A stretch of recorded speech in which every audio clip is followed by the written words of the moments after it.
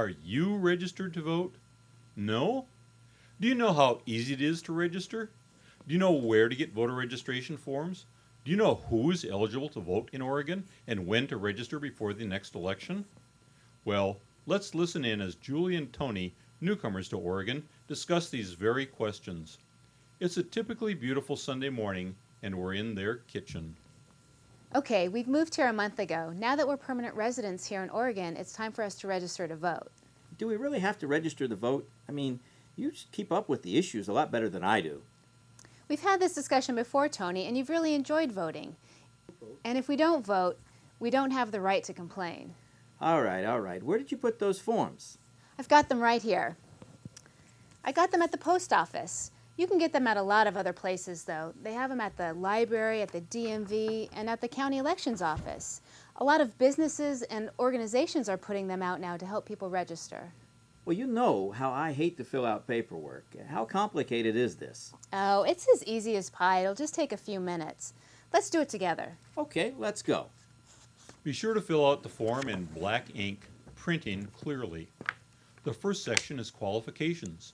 Check if you're a citizen of the United States and also if you'll be 18 years of age on or before the election date. Check. 18 years or older? Yeah, check.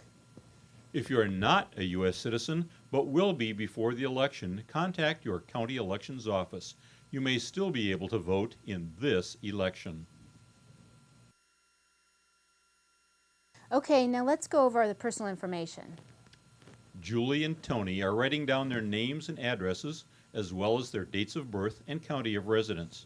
If you're homeless or don't have a street address, in the residence address space, write a clearly identifiable location where you live, such as the north end of a particular public park or the nearest intersection. If you cannot receive mail at the address you give as your residence, you must put an address in the mailing address space in order to receive your ballot. For example, you can use a shelter, church, or even the county elections office as your mailing address. Oregon wants all of its legal citizens to vote. Next, Julie and Tony check off their party affiliation. Check. Double check. Next, Tony and Julie have to include ID information on the registration card. Julie has a valid driver's license, and she includes the 7-digit number as item 4.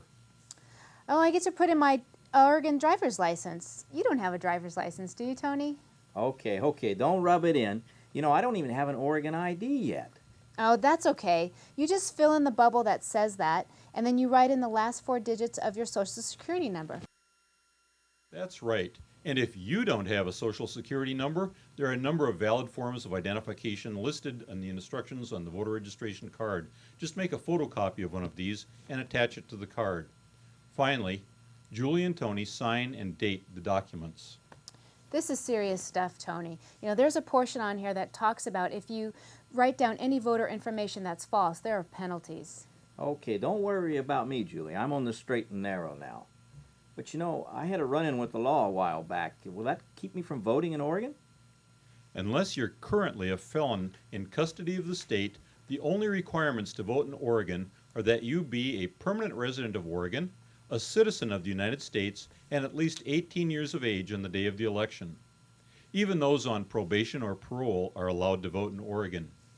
And of course, Oregonians cannot be denied their right to vote on the basis of other legal problems such as back taxes, unpaid fines, and driving infractions.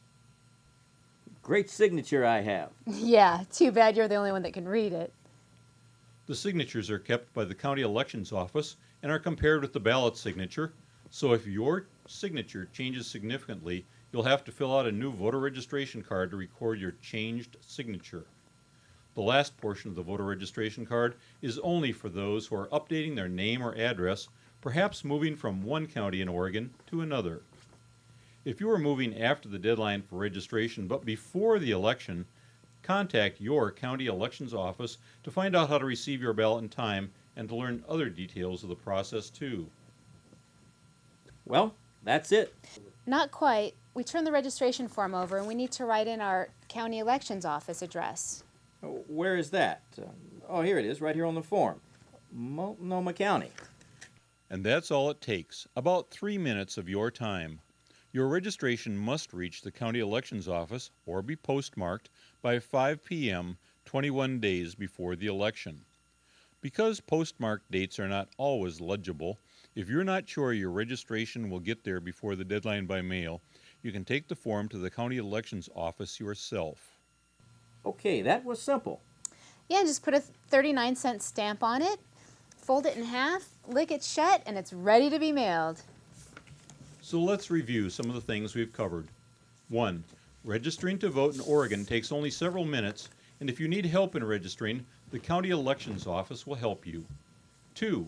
If you have a valid driver's license or a valid Oregon ID, you can register to vote with that. 3. If you have neither of these, you can use the last 4 digits of your Social Security number. 4. If you have none of these, then some proof of residence will be required. 5. To be eligible to vote in Oregon, you have to be a resident of the United States and a permanent resident of Oregon, and you have to be at least 18 years old on the day of the election. 6. Felons are allowed to vote in Oregon as long as they are not incarcerated for their felony at the time of the election. 7. Those who are homeless can register to vote by providing an identifiable location, such as the intersection of 2 streets, and also by providing a mailing address to where their ballot can be sent. This includes shelters, churches, even the local county elections office. 8. Registration has to be done legibly in ink. 9. The deadline for registration for the November 7th, 2006 election is October 17th. That's October 17th at 5 p.m. So mail it in early or get it to the county elections office by 5 p.m. that day.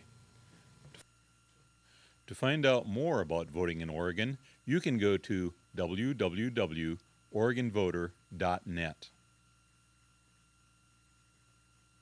Super. Yeah, we do.